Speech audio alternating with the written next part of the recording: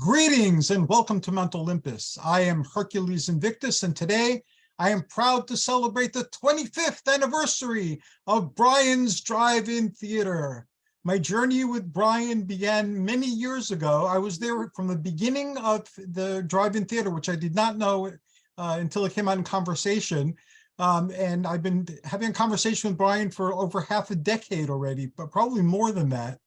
And I made a really good friend, and I am looking forward to all future conversations, and I'm really happy to be celebrating him today. Brian, welcome to your celebration. Well, thank you so much, Hercules. And as I mentioned earlier today on Messenger, I really appreciate your putting this together for me. It's been a rough early spring. I've had COVID, or the effects of COVID, now for about 3 weeks, and just starting to come out of it. It was my first experience with COVID, and unfortunately I brought it home and gave it to everybody else. So not only do I have the guilt and shame of giving everybody in the house COVID, I also had to take care of them. so the guilt is sort of offset by the whole chore. Instant karma, it sounds. And I've worked through this too, and it's just, well, I mean, I didn't go into the office while I was still testing positive. Oh my, it's been something. It's as advertised. It's as horrible as everybody has said it would be. I went through it with my husband, so I know. And Athena and I had COVID too. We work in schools. So part of the things we do are in schools. So right. We both got sick. We don't know which school we caught it from, but we brought it to the house too. So we were all sick for a while. And we had some form of the long COVID, I guess, too, because some of the symptoms like occasional fit of coughing, we still have that, and it's now months later. Well, when I told my immediate supervisor that I had COVID and wouldn't be to work that week, the first thing that came out of her mouth was, "Well, who'd you get it from?" It was sort of her way of saying, "Oh my God, is COVID going to sweep through our whole unit?"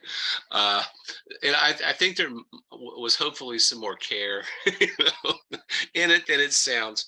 But honestly, I have no idea. On the weekends, we oftentimes will visit an area. It's only about 45 minutes from here in Western Maryland, and a lot of people in that part of the area are not vaxxed. It's a large Mennonite Amish, not large, it's a small Mennonite and Amish settlement. And I don't want to blame, it sounds like I'm blaming them, but we were there, and we know these people, so we talked to them, and we're pretty close. And I think I might have gotten it there, but I don't think I got it at work. The timing wouldn't have been right, for me to have gotten it at work. Well, but I work at a college with 25,000 students, so, and I'm in the classroom too. So who knows? I have no idea. Well, I'm glad you're feeling better now, and me too. It's been a long haul. It's been rough. And I would love to find out again how the whole concept for Brian's Drive-In Theater came about. We've had these conversations over the years, but now let's condense them and give a definitive version of it. Well, that's a pretty easy one, actually. I was raised by I was an only child, but I was raised by parents who really liked movies. We went to the movies a lot. Remember, this was in the days before VCRs and such.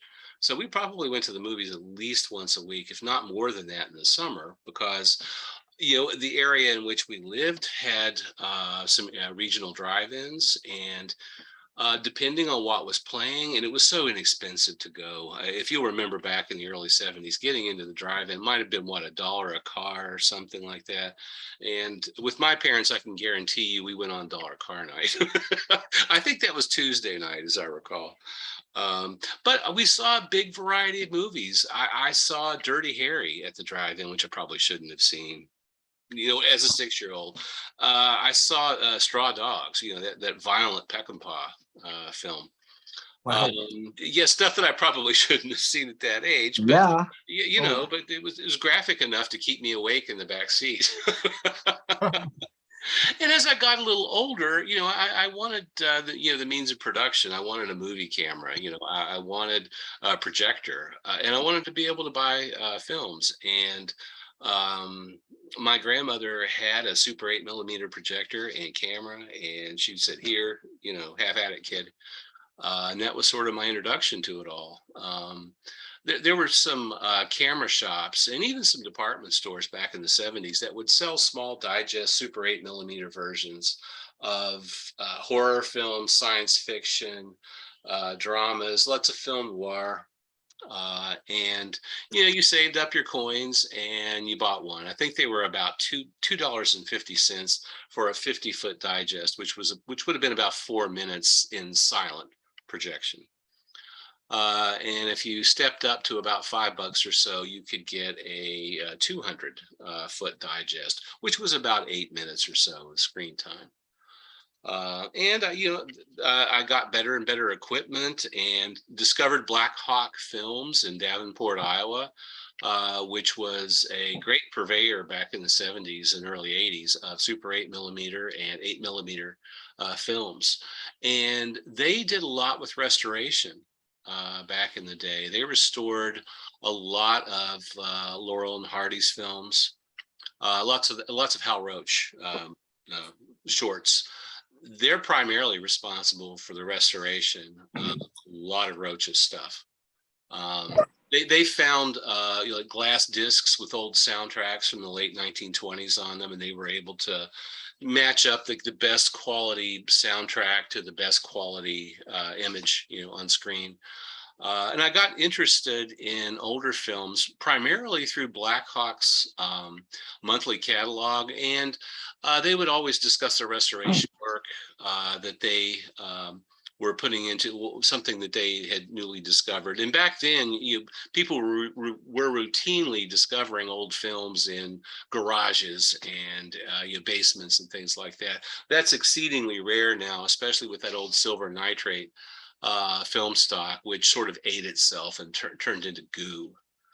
But back then, you could still, of course, that I'm talking about something that was almost 50 years ago, which I can't believe. But back then, you could still find stuff that was, semi-usable. And that's sort of where the drive-in's origins, lay. I love horror films, science fiction. Peplum films were always a big favorite of mine when I was a kid. And today's movie of the day is Hercules. I thought we might as well start out with the original. I'm honored. And the Steve Reeves page was one of the rope drop day one pages at the drive-in. And I thought that would be, in his first Peplum film, I thought would be a great place to start. As you know, I run public domain films every day at the drive-in. Most of the actor pages have some sort of film component, whether it's maybe a trailer for a movie of theirs, perhaps a television appearance from the 50s or 60s or even 1970s.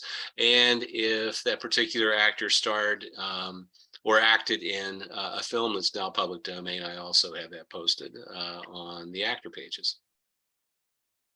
It is an awesome place to visit.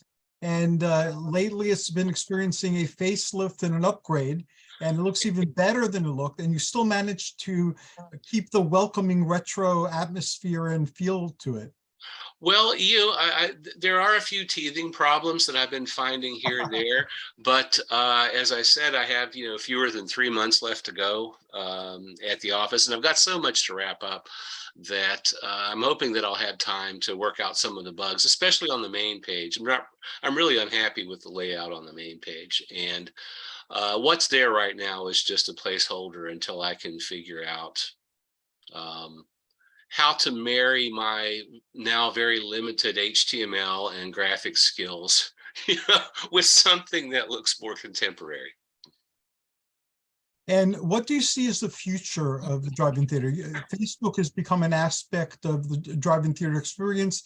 Your podcasts and YouTube shows have become an aspect of the drive-in theater experience. It's being evolved and upgraded. Where do you see it going in the future?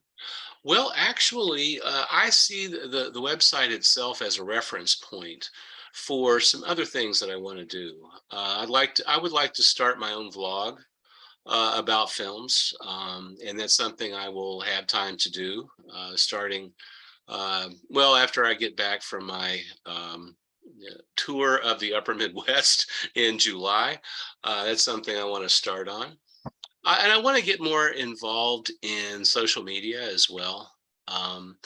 You know, my career has been pretty demanding, and it's more than just 40 hours a week.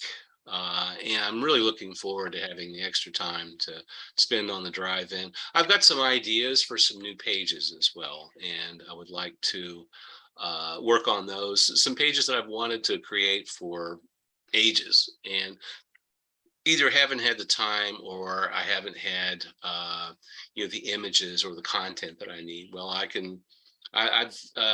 I have on various thumb drives sort of the mother lode of photographs of B-movie actors, from the ones that I've collected, you know, over the past 25, 30 years.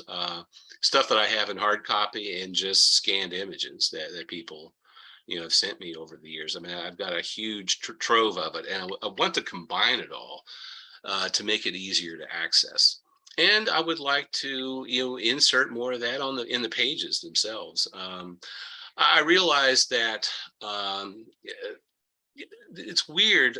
We're trained to want moving images, no matter where we're looking at, whether it's a website or television. And there's something about just the static images, just the photography that you can study in some of those old studio photos of some of the actors, whether it was Warner Brothers, which did a lot with shadows and light, or just, you know, some ordinary photographer doing some cheesecake pictures. It's just fun to see some of those old you know, pictures, and you sort of get lost, you know, in the backgrounds and such, and the films that they were from. It sounds exciting. Yeah, and the website really came about because I was looking for information about some of these old films that I was a big fan of back in the 90s, and I really didn't find much. You know, there just wasn't. Now, you know, it's sort of an embarrassment of riches. You can find most any kind of information about just about anyone, or as much information as they ever told anybody. But you back then, it was hard to even find a picture of, let's say, Reg Park, you know, or maybe not so much Steve Reeves, but some of the actors who didn't make quite so many films. It would be difficult to find a photo, and I thought, well, gosh, you know, I need to do something, you know. And there was a new website that I'd found called Tripod, and they were offering storage space and a very crude HTML editor so that you could you put your own, you know, website up, maybe a page. And I played around with that for a few months until well, maybe a few weeks, not a few months, until I thought, you know, gosh, let's do something purposeful here. And I started learning code by looking at the code from other websites. And so I'm entirely self-taught. And if you look at my website, it shows. That's not true. Your website looks very professional. So it looks much better than any Well, that I've done over the years. I'm better at Photoshop than I am HTML. I'm decent in Photoshop, and that covers up a lot of problems.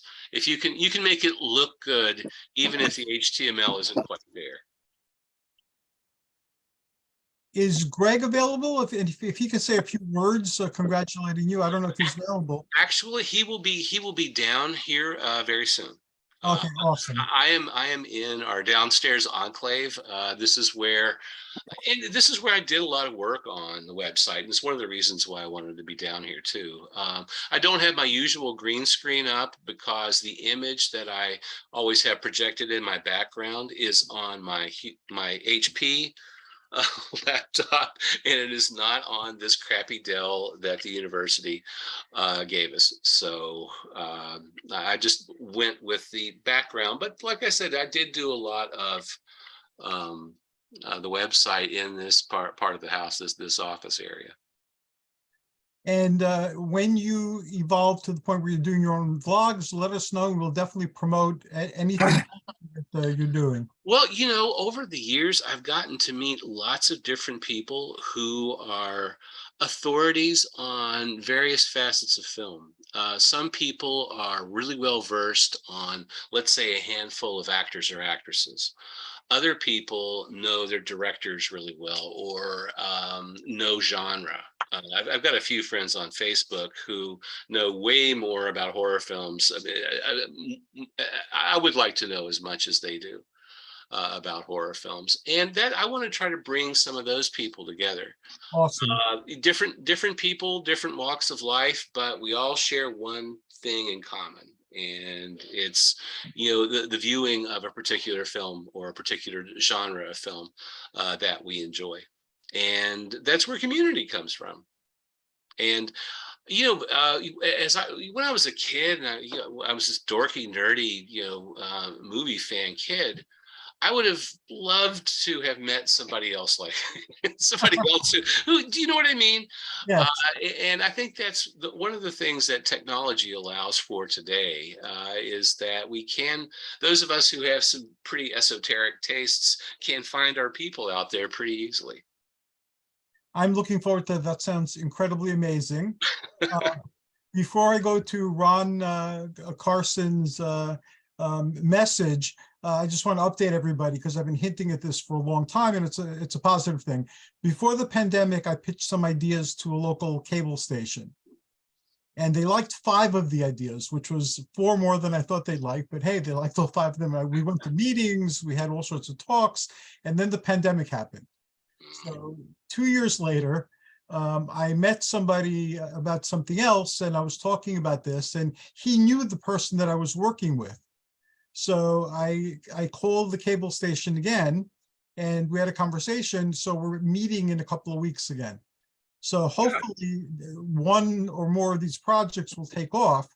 And That's awesome. One of them is a Sword and Sandal project. And even though what we're doing now has global reach potentially, coming out of a cable station, it would have a much larger global reach, because it's more likely to look there. So that would be a good thing for all of us. And offline, later on this week, I'll talk to everybody about it and share what I have in mind, hear what you have in mind, and maybe we could do that adventure together as well. Okay, and Herc, Greg is here. Greg, greetings. Hello, how are you? Great, how are you? Well, I'm doing pretty well. I'm glad to hear that. We are honoring Brian for being Brian, and also for his Brian's Drive-In Theater, which celebrates its 25th anniversary this year. He's been there every step of the way too. Awesome. So we thank you as well, Greg. Well, thank you. I mean, he let me do this to our house, so. There are worse things.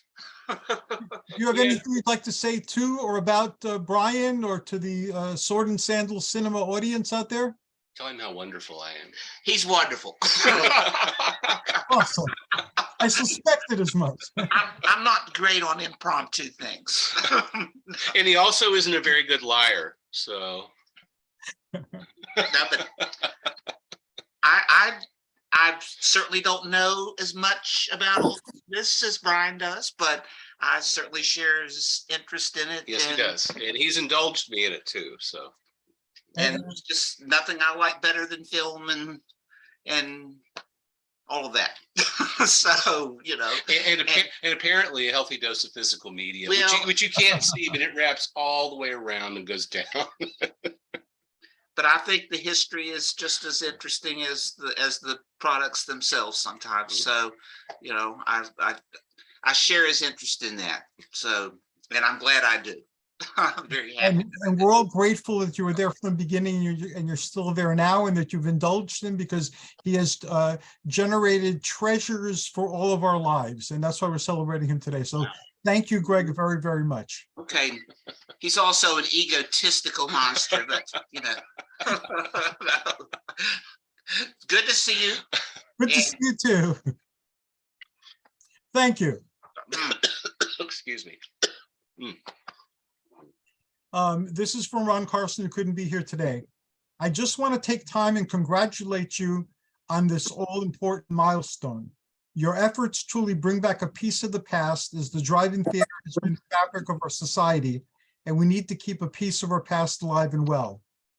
Your posts on social media also are awesome, as we're able to watch movies that were a part of our past and have not been forgotten. Keep on rocking, Brian, as your contributions to the peplum genre and beyond are very much appreciated. Best always, Ron Carson. Well, thank you, Ron. And I think we'll watch this on YouTube, I guess. And so we will proceed down the list. Okay, Michael Del Russo is not here yet, so we go to Setna of Khemet. Class is in session. Yes, it is your turn to shower Brian with praise and to ask him any questions you want to ask him. Gifts are always Brian, encouraging. I wish I'd known you years ago. I'm an old movie freak, especially really good and really bad horror films. I have things like Basket Case, which is a film nobody should see. I saw that at the theater when I was a kid. I was about 16 or 17, and I couldn't figure out if I loved it or hated it. It all depends on how much you love Belial. But I got them in the A&P for 25 cents each. I had all 4 of them. It was a very funny thing, but I'm also Channel 9 when I was a child with all the chiller films were wonderful. I am also Pinewood Studios maniac. Oh, wow. Vincent and Peter Lorre and Boris and Peter Cushing and Christopher Lee. These are my heroes. I love them. And Lon Chaney Jr. and then Joan Crawford. Everybody forgets she was an action maniac, and she's also in one of the werewolf films as a driver on a coach. All of those things. And me, well, you can tell whether I like sword or sandals or sword or sorcerer. I wonder what I am. I am a sorcerer, so it was something I loved all my life. I grew up on the magical end of the world, literally in a coven. So I can tell you things about magic a lot of people don't know later. But, you know, when I found out about you, I was like, oh my God, this is wonderful. I have loved all those genres for years. And I celebrate you and I thank you for creating this. The first movie I ever saw in a drive-in wasn't these horrible films. I saw Born Free. Oh, yeah. At the Valley Screen. I grew up on Long Island, and we had a big drive-in theater in Valley Screen. It was $1.25 per car. Mm-hmm. And then you had to get off in the middle because they always had cartoons first. Right. And then stop for, so we could all get soda. My poor father. My father would carry these big sodas and popcorn. And it was so much fun. And my brother and sister were in the back seat with me. And my mom and dad were up front. And it was a ball. We had a grand old time. After a while, what we do is there was a big speaker of people that don't know about drive-ins. Right. We put it on the outside of the car, and we would sit on a blanket and watch the movie. And that was a ball. I mean, it really was. Mm-hmm. So I remember all these good times too. And I'm glad you conjured them back up. And thank you. And I wish I'd known you a long time ago. By the way, I worked for a company called Georgette Klinger for many years. And I have a lot of personal contact with a lot of celebrities, a lot of very old celebrities. And it was kind of fun. Mm-hmm. I wrote a story, which I will send you. It's called For the Divine One. And it was my experiences in Bloomingdale's with Greta Garbo. Oh, wow. They treated her very badly. And the kids, they were all laughing at this lady that was all dressed up. They didn't know who she was. She was in a dirty, filthy London fog raincoat and remember Duz, the detergent? They had scarves by Vera. That's right. Vera scarf on. She looked like a homeless person. And she said, "They won't work with me." And I said, "Well, I will." And then I said, "Anything for the Divine One." And she goes like this, like Sunset Boulevard, like, "Don't tell them who I am." They didn't care. I don't want to scare her. But so I met many Coral Brown, who was Vincent Price's Fourth widow. wife, yes. Coral was hysterical. She showed me pictures of outtakes. I don't know if she's alive anymore, but No, she passed away before he did. she and Vincent had a no pest strip commercial, a bug zapper, and they said they had so much fun making that commercial. You know, and I'm friends with Lucy Arnaz, who's Lucy Luckenbill. Yeah, she's very active on social media. I follow her. She's adorable. We've been friends a long time, but she's married to Lawrence Luckenbill, right? Who's of course Dr. Jekyll and Sister Hyde, which is with Martine Beswick. That's very right. few people know. And the first thing I ever saw him in was Boys in the Band. Yeah, yeah. And he's a very cool character. He reminded me. He looks like another actor who was in Oliver years ago, who played Bill Sykes. I think that's not Brian Blessed. There's another one. But I met a lot of these old time movie people, and I was friends with Elvira for a long time. Well, Lawrence Luckenbill's first wife was Robin Strasser. Yes. She was originally, oh gosh, what was the character's name on Another World? Well, I was Billy on The Edge of Night for about 3 weeks.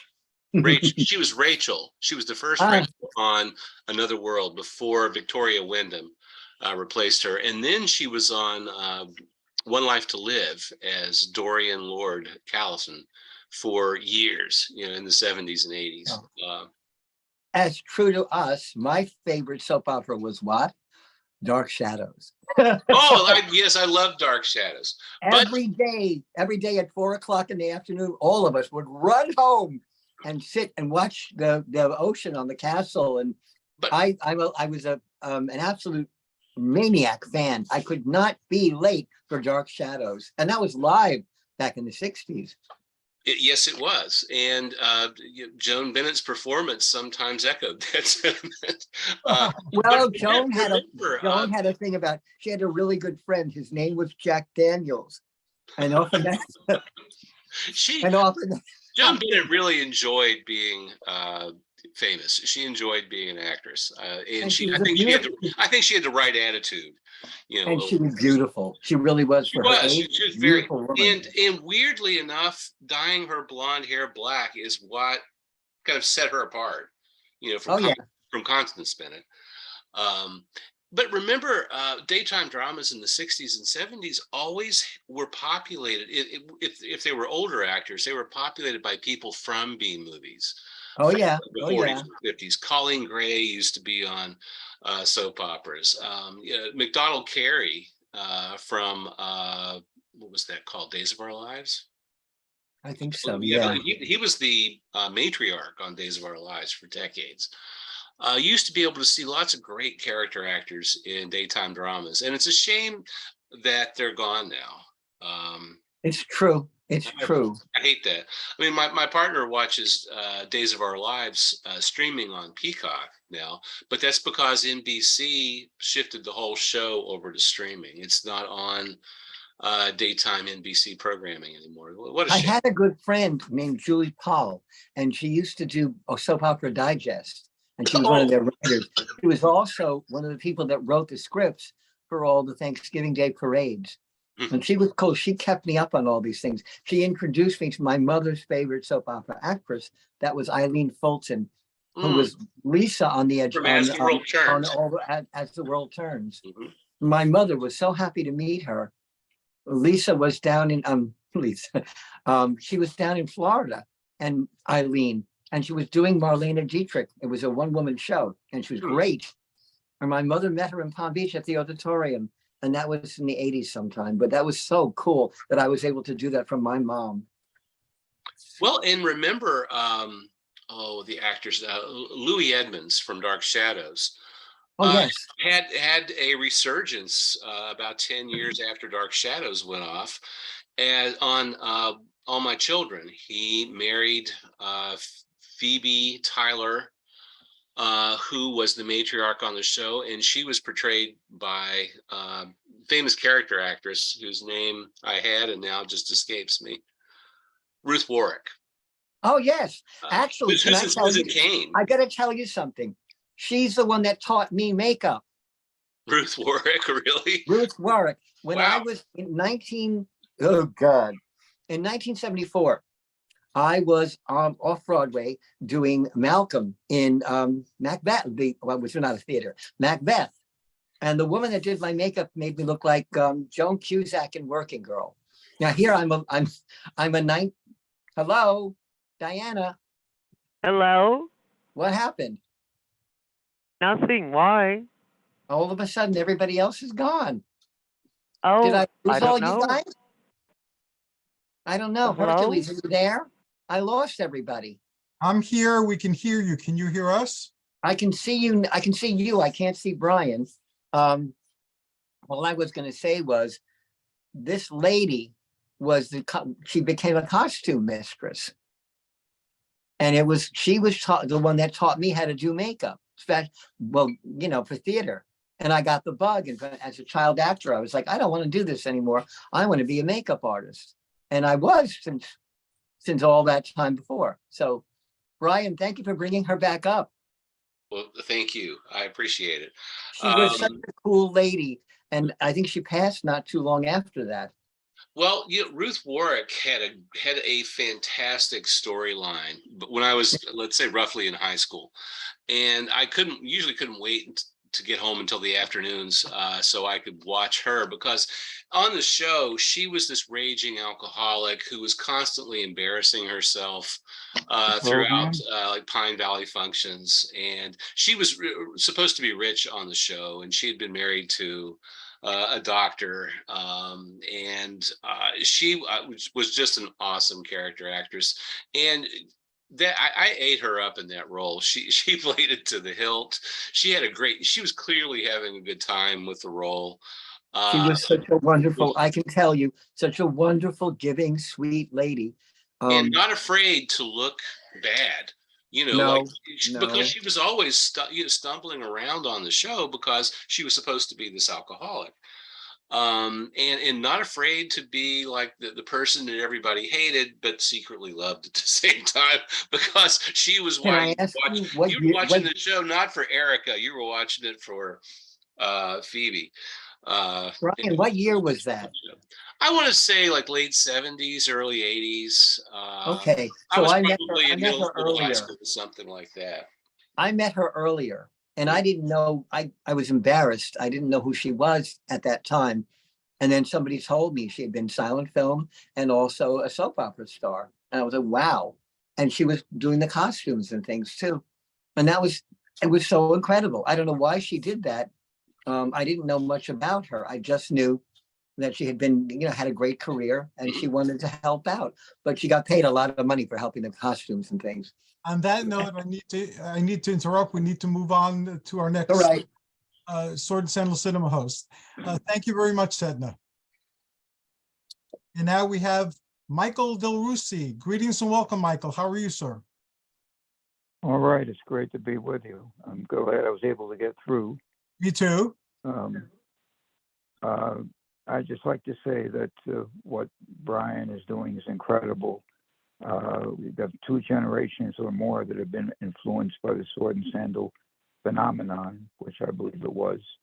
And thanks to him, a whole new generation is being introduced to the mythical heroes of Greece and the conquering heroes of Rome, and these wonderful peplum stars that we were fortunate enough to grow up with. And so you can't say enough about what he has done.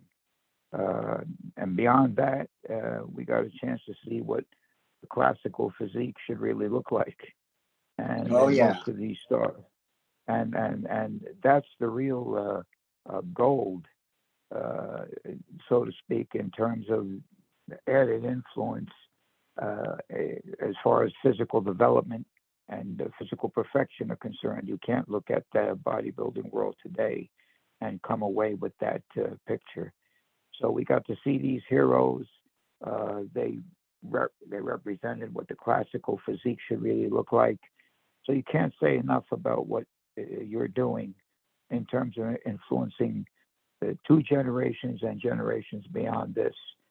We were fortunate enough, very fortunate, to be exposed to this great phenomenon. And still, thanks to you, Brian, we're able to see these films in all of the color and magnificence of them. Well, and every day we get access to more of these films and better copies of them. I would like also to say that some of the other films that you're keeping them alive. Bert I. Gordon died this month, Yes. 100 years old, and well, two of my favorites by him were The Amazing Colossal Man, War of the Colossal Beast. Yes. I mean, it was they were so much fun. They were just so much fun. You're keeping films like this alive. Some of these films have been redone, like Not of This Earth, but for me, they can't compare to the originals. And I you are agree. keeping the originals alive. And generations and young people that are just discovering them, I hope they realize how fortunate they are. These films were so much fun and are still so much fun. American International, I didn't appreciate them fully at the time. I appreciate them more now as you present them. And they were just a great time for everyone who has the chance to view them. But Bert I. Gordon and Roger Corman, of course, they were two giants in the field. So I just want to say how lucky we are to have you presenting these films to us still and keeping them at the forefront in terms of the American consciousness is concerned. Well, and fortunately, Roger Corman is still with us. He had a birthday just a few days ago. He's 97 years old, and he's still involved in film production. Absolutely incredible. My favorite film in his long line of great films, I think, was, and I think it won an award, but you can probably verify this, was X, The Man with the X-Ray Eyes. That's a great movie. It's a really good movie. And Ray Milland is just incredible. As the main character.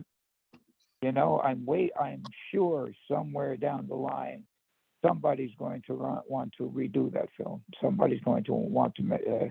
I'm surprised it hasn't happened already. Absolutely, but the original, it just cannot be topped, in my opinion.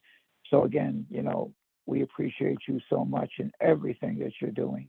Just magnificent. Well, thank you so much. I appreciate it. Thank you, Michael Del Russi. You're awesome. Thank you, sir. Thank you for allowing me to participate.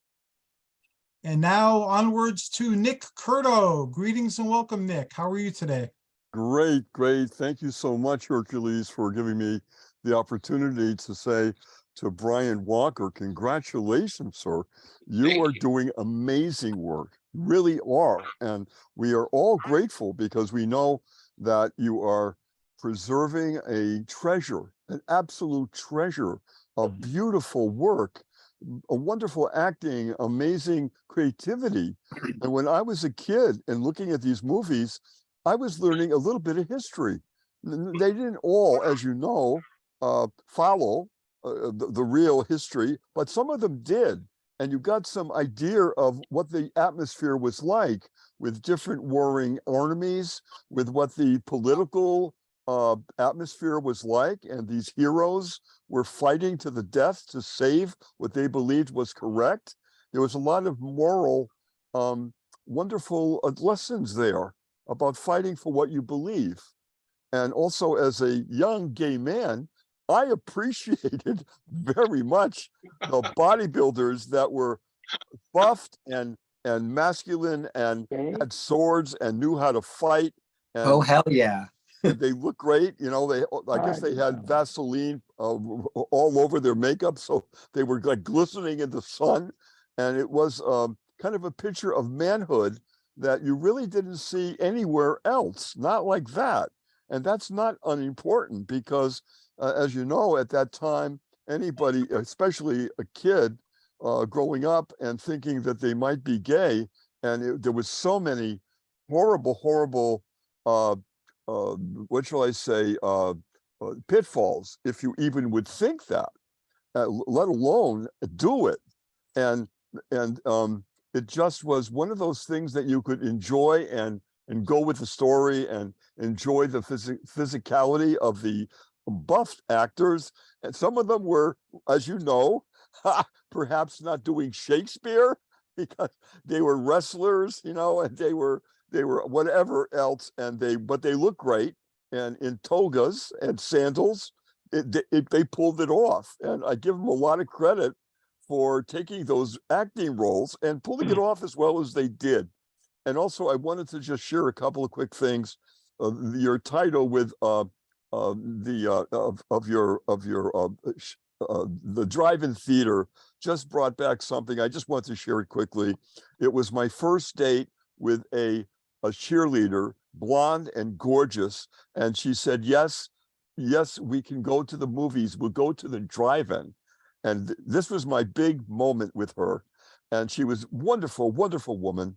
And so we went, and I was just trying to be in my dad's car, and I was trying to be as the hero, the macho guy, the one that was, steering the car. And I had this beautiful blonde girl in the car, and I just felt really amazing, and I was really pulling it off, I think. And it came to the end of the movie, and I started the car and pulled out, and guess what happened? The speaker that was in the rolled up, right? And I ripped it off. I blew my whole image because I was very embarrassed, so embarrassed.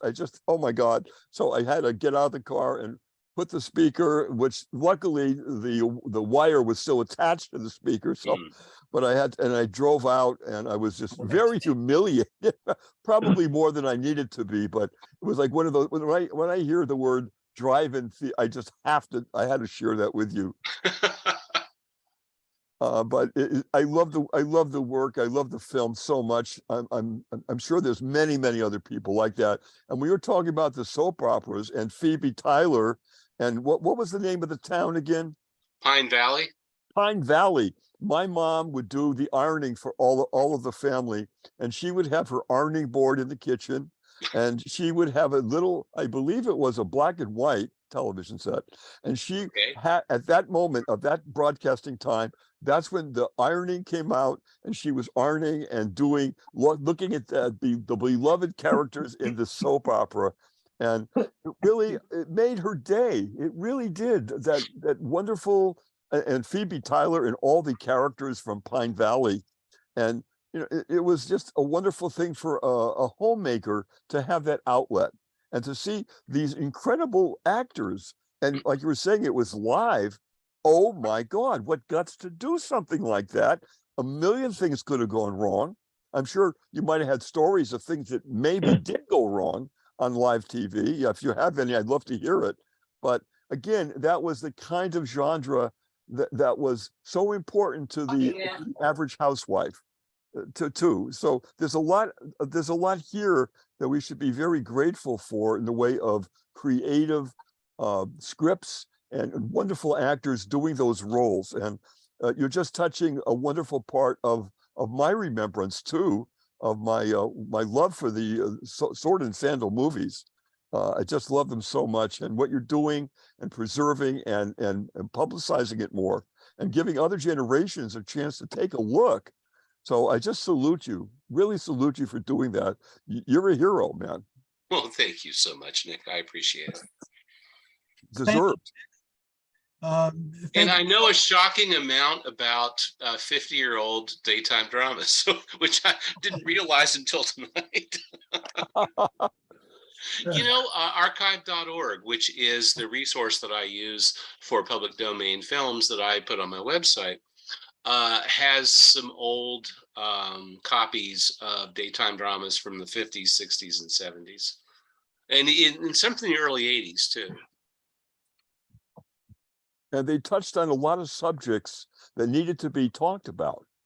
Yeah, like on All My Children, the one that featured Ruth Warwick as Phoebe Tyler. She was an alcoholic. They had a prostitution storyline that went on for a while. They had people who were on drugs. You're right, it was pretty groundbreaking. They were dealing with topics that you probably wouldn't have seen at nighttime, during prime time. And that was very, very important because it had to be aired. Those issues, those dynamics had to be expressed. And you weren't trying to find things like that and trying to reflect that into your own life and your own dynamics. And it was the soaps that really addressed those issues and went very deep into them and were very personal and the problems people had and how they had to work through them. And that was very, I think, not only instructional, but hopeful for people who were in those fixes. So it was very, very important. It was almost, I would say, therapy by way of your TV set and the soap operas that were dealing with these. It's true, because you see these people with these colossal monumental problems, and they're getting married and divorced all the time, and you think, I look relatively normal in comparison. Absolutely true, and that's therapy. Again, it's like, you know what, my life is not that bad because I'm not facing. Yeah, look at Erica; she's a mess. I'm okay. Erica Kane, and she was terrific, but she played that really well. Oh, very well. Yes. You believed her. And her mother on All My Children was Frances Heflin, who was Van Heflin's sister, and a noted actor in her own right. I love it when you connect the dots, when you say things like that, I didn't know that was the daughter, the son, the actor, blah blah blah. I love Hollywood is incredibly incestuous. Yes. The backstories are very, very interesting, and you connect the dots and you can see things you couldn't see before. Those dynamics that were going on in the screen. Mm-hmm. One of my dear friends, Gary Deinstadt, I've known him for many, many years. He's a very creative guy. He has a full recording studio in his home, and Gary won an Emmy Award for his work as the music for the soap operas, and he has in his kitchen, he has the Emmy up over the sink. I just love that. I want to share that with you. Anyhow, thank you again, every sir. morning. That'd be awesome. Brian, again, so much love for you and for your work. Important work. Thank you, thank you, thank you. Thank you, Nick. Next, we go on to Diana Montford, the one and only. Greetings and welcome, Diana. Well, hi, how are you? Oh, Brian, I so admire your knowledge of film and your cleverness in finding public domain films. I think that's great. Well, there's a wealth of public domain titles out there now. I wish some of them were in better shape, but there are enough people working toward that, I believe. And a bunch of late 60s and early 1970s made-for-television films have been included in archive.org's site as of late. And for whatever reason, ABC didn't decide to put a copyright on them, which is, I find, kind of interesting. I guess they saw them as more disposable entertainment than they should have. Because if you go back and watch some of those old movies of the week from the late 60s and early 70s, they've got fantastic casts. Yesterday, I ran a film that featured Chuck Connors, whose birthday it was yesterday. I think it's called Night of Terror. And Agnes Moorehead's in it, Donna Mills. It's got a great cast. Oh, yeah. And Donna Mills made a great film called Live Again, Die Again, about a woman who was cryogenically frozen in 1940 and is awakened in 1974. And she looks beautiful, very Carol Lombard, But, well, I'm transgender, and of course I love the old movie queens. And you should highlight some of the great old movie queens. Well, you can ask my partner. I'm a huge fan of Betty Davis, Joan Crawford, Olivia de Havilland, Barbara Stanwyck. It was, I think, just amazing. And so versatile, really. Yes, and Fay From Wray, Babyface to Christmas in Connecticut. I love it. well, Babyface is an incredible pre-code film, and Barbara Stanwyck, did some great pre-code movies, but she also did things like Stella Dallas. Double Indemnity is one of my favorite films. And I think her performance in it is just stellar. It's one of my favorite film noir titles. Yeah, and Lana Turner in The Postman Always Rings Twice. Yes, yeah, very much so. And I don't think Lana Turner gets enough credit, really. I think she was a far better actress than her reputation would have led. I agree. And she brings a lot of emotional intensity to her films, and she was a beautiful woman, and I think that sometimes that got in the way of her career. Absolutely, and well, Jean Harlow, my favorite, was a very good actress in her own way, but in her day, she herself said, "Well, I'm not a great actress, but But screen presence goes a long way. Yeah. And some people just have it, and she was one. Marilyn, we're looking at you. Yeah. Right. Exactly. I do think that Marilyn was more talented, and she worked hard. She wasn't just bumbling her way through Hollywood. I mean, she studied with Strasberg, Michael Chekhov, and right. Natasha Lytess, and other great, and of course. Right. Lee Strasberg, and that was on, it wasn't the studio forcing her to do that. It was because she wanted to be better. And she had no money. They paid her a pittance at the beginning. Yes. And she paid for her own acting lessons. And the first charge account she ever opened in her life was at a bookshop. Mm-hmm. But I think you're great, and I thank you. So admire what you're doing, and you're keeping the film legacy alive, and that is priceless. I mean, who else is doing this? I think you're great, Well, I really appreciate argue with that, why don't you? Yeah. You know what? I really think that there's a lot of old entertainment out there that is so deserved of being looked at again and examined and just appreciated. Yes, but a lot of people feel that way, but you're actually doing something about it. Well, it's one thing to Marilyn Monroe.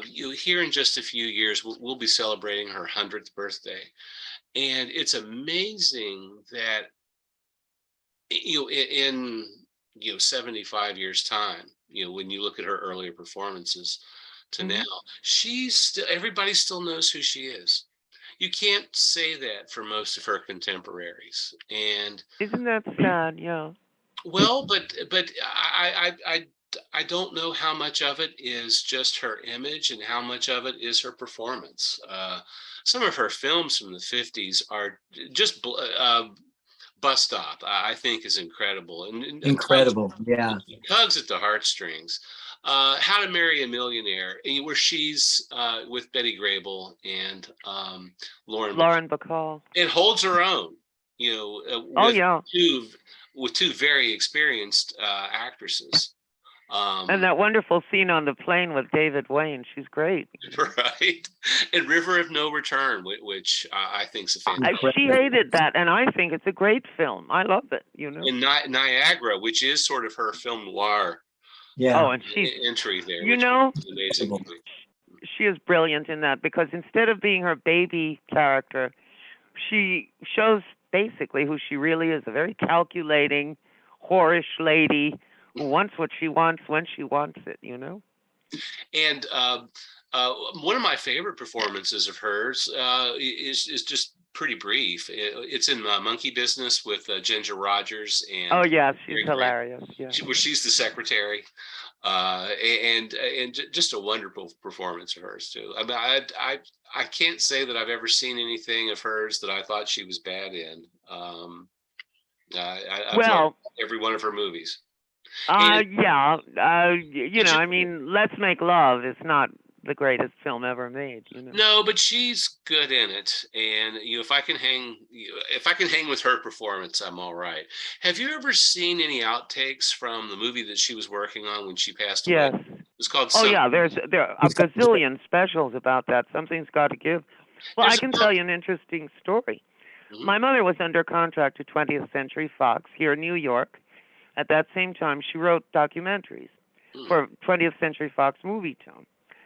And nobody could stand Liz Taylor, who was screwing everyone with her shenanigans in Rome. And ultimately, she made 20th almost go out of business. But everyone loved Marilyn. I mean, they knew she had problems. They knew her horrifying childhood. And everyone felt very bad for Marilyn, you know? Hello? That's very true. I think that was something that I think those horrible experiences that she had brought a certain intensity to her performances, though. I mean, I hate to say that, but I think that's where, for some actors, I think that's where their depth comes from, is knowing the full range of emotions because they've been through them repeatedly. Yep, absolutely. But anyway, back to you, star of the night, star of stars. You are great. You are brilliant. You are doing a magnificent job in showing and preserving these great films. And may you live 1,000 years, or at least to be 100. Wow. That I think that would be an awesome goal. It would give me 43 more years. I would like that. There you go. Happy anniversary on your wonderful Thank you, theater of the mind. Thank you. Thank you, Diana. You're welcome. Onwards to Nicholas Diak and Michele Brittany, our scholars from the edge of time.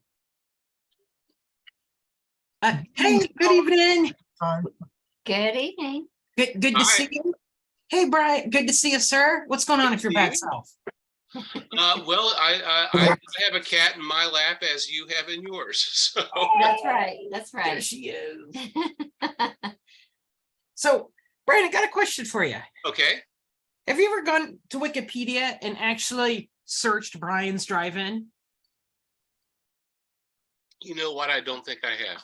You should, because it says here there are 63 Wikipedia entries that link, reference, or cite your website. Really? That's surprising. I've got to take a look at that. And this just shows, the website you created many, many moons ago, that people are using it, referencing it, and resharing it. And, I know Wikipedia can be edited by anyone, but they chose to, hey, I have this article about Reb Brown. Let's reference the Reb Brown entry at Brian's Drive-In. Mark Forrest, Mary Blanchard, Doug McClure, Virginia Leaf, Ron Ellie, Denny Miller. This goes on and on. So your website is quite the little hub of internet archaeology. Well, you know what? We religiously watch old episodes of Perry Mason on FETV and MeTV.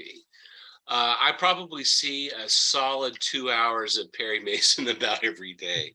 And they are so much fun to watch because all of these actors who are profiled on my site cycle through multiple episodes of them. And it's Colleen Gray was in an episode today, and she's one of my favorite noir actresses from the 40s and 50s. And, later in her career, she did some sci-fi, and she's the Leech Woman in the film of the same name, Phantom Planet. And just an actress of great intensity. She was at 100 during every performance. There was never anything unenthusiastic about what she was doing. And just being able to see performances like that you don't get to see now. whenever I see a contemporary film, so then that's not true. I mean, sometimes I'll see a performance that I appreciate, but so often, the effects take over, and there's not really a lot of acting going on. And it was fun to see some of these older films where they just didn't have the money for special effects or anything like that. All they could rely on was the intensity of their cast. And being able to get explosive performances out of that and keep people entertained and not have to spend lots on pyrotechnics, hey, that's fantastic. Well, I have a question for you. Yes. First, congratulations on 25 years. It's just magnificent and such an incredible milestone.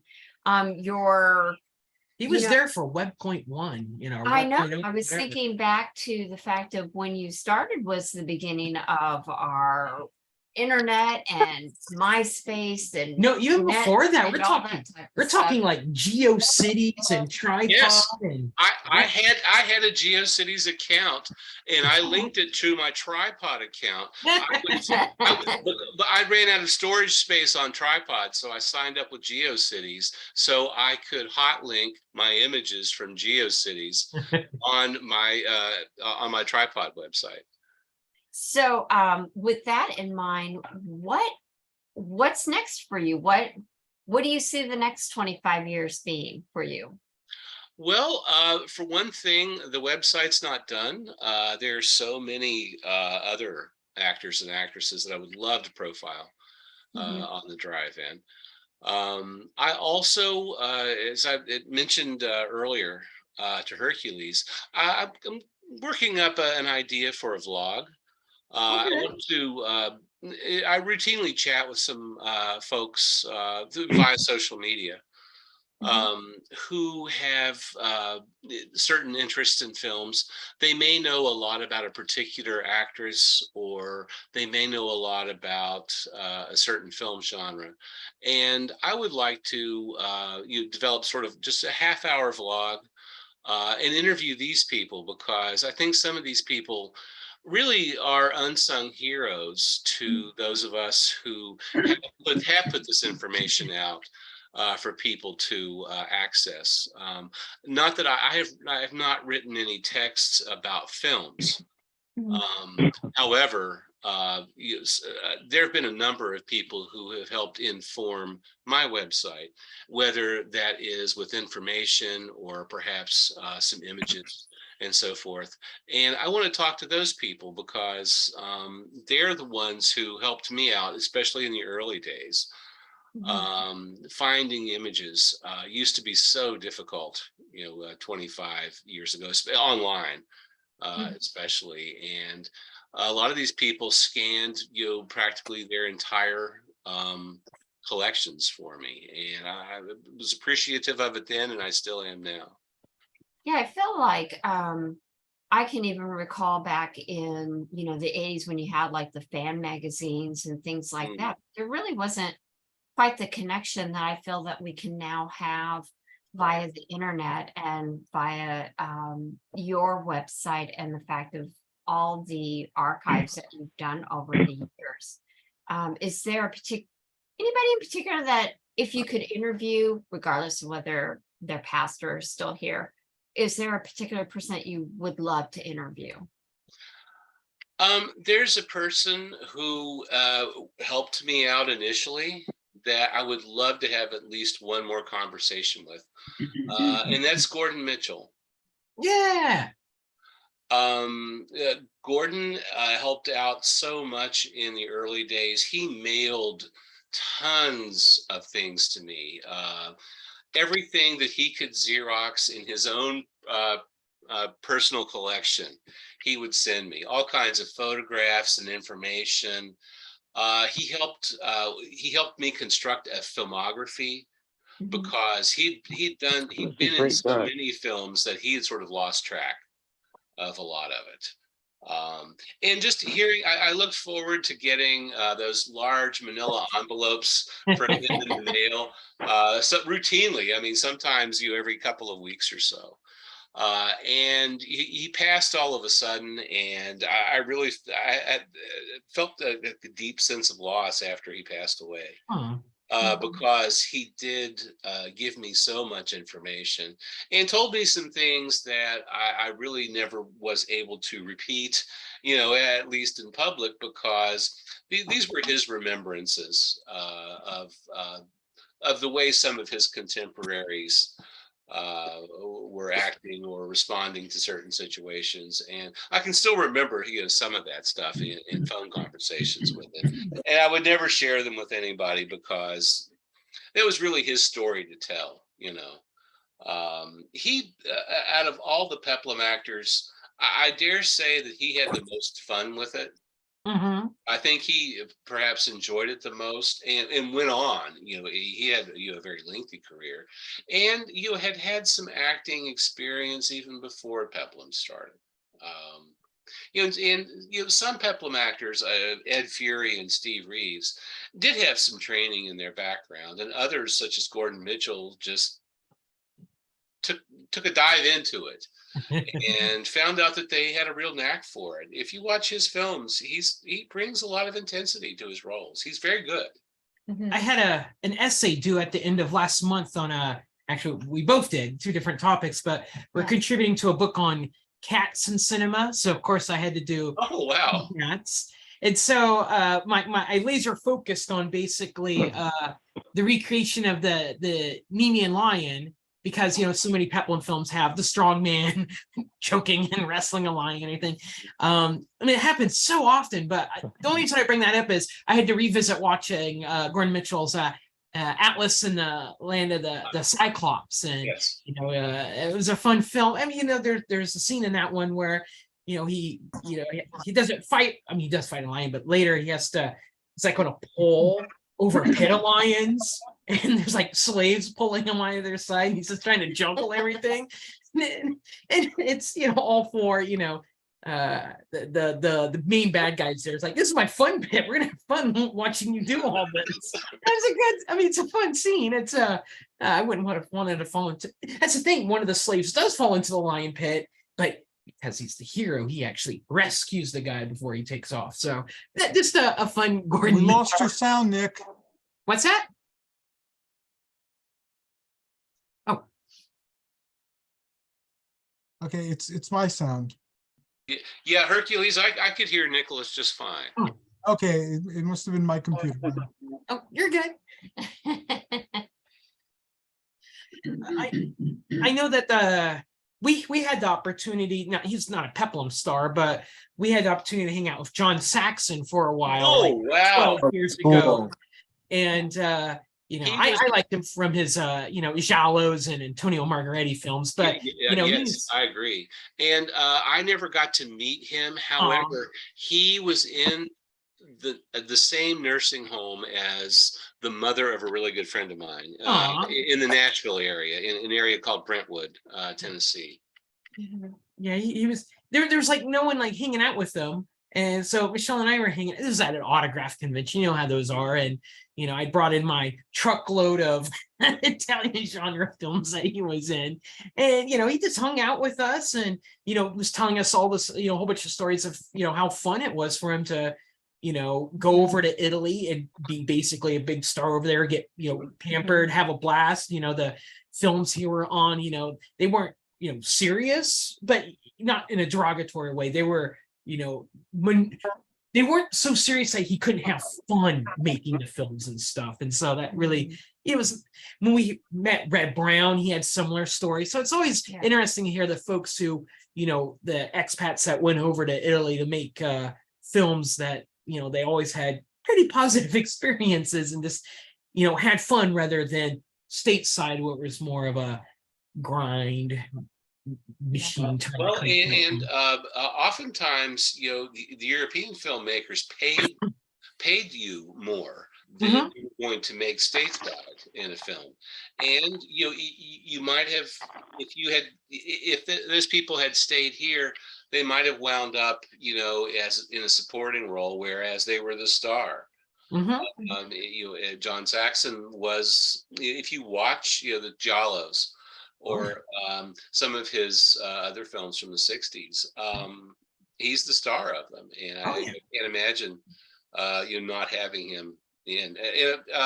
Carol Baker I'm a huge fan of hers, and her late 60s giallos I think are just brilliant.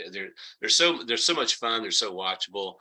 It's almost hard to believe that she's in them, because she had done big pictures just a few years beforehand, but seeing her in these, and she's delivering the same quality performance. I mean, there's no a difference in that, and she got to still be the star, and she's a major attraction in those films.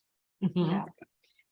Well, Hercules, thank you for the good reminder. So Brian, just want to again thank you for all that you do and all that you've done over the past 25 years. And again, a hearty congratulations on your milestone of 25 years. Thank you, Michele. I appreciate it. And thank you, Nicholas. No problem. Super cool. We'll have to catch up another time, but we always look forward to hearing your episodes with Hercules. And again, I know I reference your website in my own research and stuff. So, thank you. You do cool stuff. You futility, man. So high five. Yeah. Thank you so much. Thank you, scholars from the edge of time. And now, last but not least, Andrea Tutrani. Greetings and welcome, Andrea. Hello, can you hear me? Yes. I hear you, yes. Wonderful, wonderful. I don't know why you can't see me. Oh, I'm gonna start the video. There we go. All right. Hello, everyone.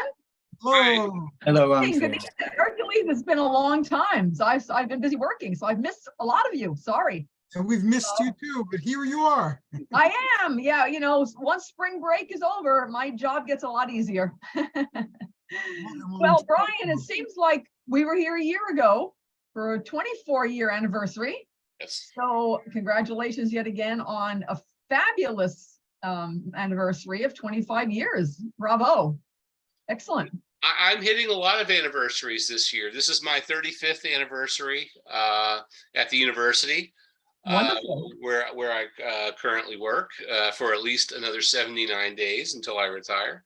Oh, lucky you. And the 25th for the website. And I can still remember vividly starting to look for information and photographs and such. And I just can't believe it's been 25 years, but here we are. Wow. Well, good luck to you and happy retirement. No, retirement's not, as for most people, it's not going to be retirement as in Brian sitting around watching game shows or anything like that. Oh, no, I'm sure that would never happen. Oh, well, no, I mean, I actually do love game shows, but I'm going to use this opportunity while I'm still young enough to find something else to get into. That sounds like a great idea. To find a different vocation, and I'd like to marry some of my more esoteric interests into putting food on the table from here on out. So we'll see how that goes, and if not, I can always go back to teaching. So yeah. Always a need for good teachers. I happen to come in on Nick's conversation asking you where you see yourself in the next 25 years, but I have a question that I'd like to see if maybe you can answer. When I happen to talk with people who are, of course, not our generation, I'm a little bit older than you, or considerably older than you, mentioning Sword and Sandal or Peplum movies, they go, "What? What's that?" They have no clue. Sadly, it seems like the group of Peplum fans is getting smaller and smaller and smaller as the years go on. Do you see any kind of a revival, or do you think that there should be a revival of some sort to reinvent these movies, to bring them back into the public eye? I think we're really close to it as it is.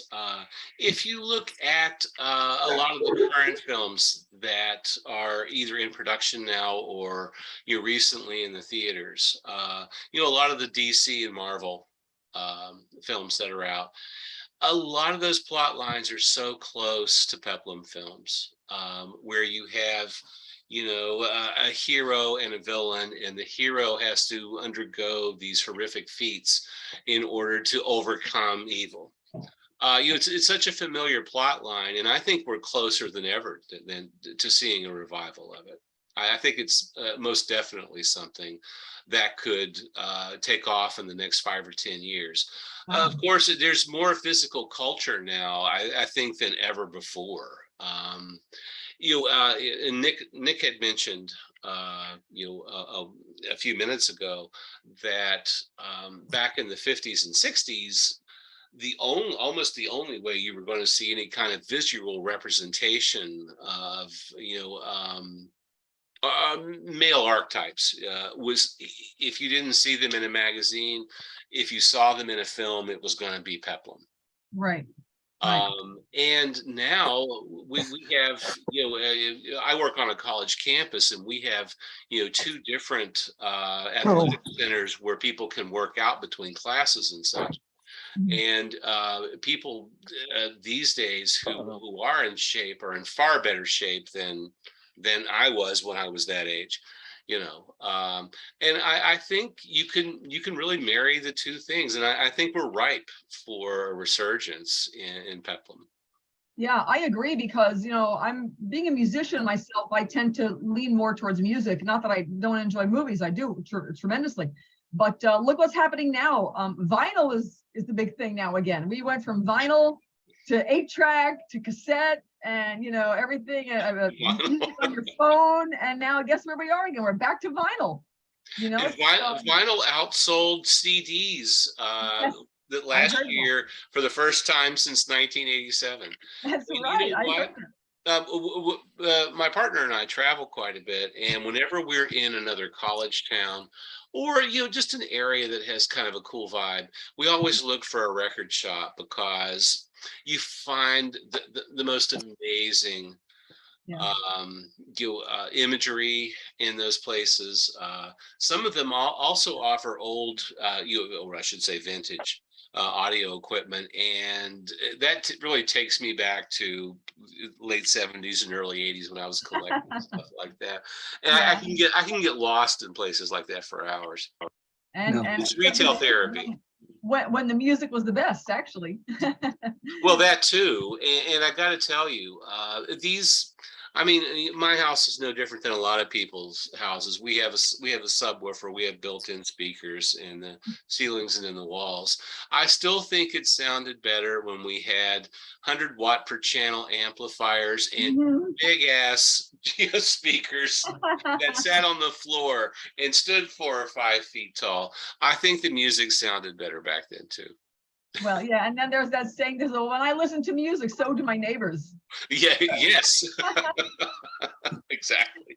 Oh, well, that's a nice comparison to the sword and sandal genre of movies with music back from them, because it kind of runs hand in hand, It does. Music and movie, but without the other, it just doesn't compute, because we live the best times with the best music and the best movies, for sure. I believe you're right. That's right. It's true. Well, that's wonderful. Well, thanks for the info. Yeah, that was very interesting. I was wondering on that question. I was waiting to ask you that. Well, thank you, Andrea. I appreciate it. My pleasure. Good luck to you. Thank you. Thank you, Andrea. Thank you, Hercules. And now we've come to the end of our presentation, and I want to celebrate you a little bit more. The show, somebody has an echo, or maybe it's my computer. Anyway, I would like the show that you do on retro science fiction horror theater to disappear. And I would like it to be either the Brian Walker show or Brian's Drive-In Theater to help you practice for when you have your own vlog. So sounds great. You can practice here, you can make your mistakes here. In this way, it'll bring you a little bit closer to where you want to go.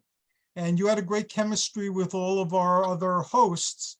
So instead of just talking to me all the time, and again, I enjoy talking to you all the time. As you know, we talk before the show, after the show, but you had really great chemistry with all the other hosts here. So I'm sure none of them would mind being on your new show. No. Well, I look forward to like, and you can talk about anything you like. And so that is my congratulations to you. Well, thank you so much, Hercules. I look forward to that. Does anyone have any last minute things they'd like to say to Brian? Keep Just doing thank what you. you're doing, Brian. Keep doing what you're doing, Yeah. man. You are Thank you. amazing, and keep your very important work going. We are rooting for you all the way. All Here, right. here, Well, thank you, Nick. absolutely. Yes, You know, absolutely. Keep it going. Keep it going. Congratulations. all I can say is I intend to keep the site going until I go. So. Only the good die young. You're going to be going a long, long time. Well, Diana wished him 1,000 years, so he has some time yet, I think. There you go. There you go. Right there. I've come late to the party, but I'm glad I'm here now. And Brian, I really congratulate you on all the amazing things you've done. And I wish, like she said, 1,000 years more. Knock 'em dead. Thank you so much. Thank you, everybody, for a wonderful evening. Thank you, Brian, for all that you do. And thanks to our wonderful listeners. This should be on YouTube by tomorrow morning, folks, as well. If not, it'll be on in 2 days. So thank you, everybody. Good Wonderful. night. Good Good evening, night. everyone. Much Bye. love Good to all. night. Everybody, Love. All right. back to my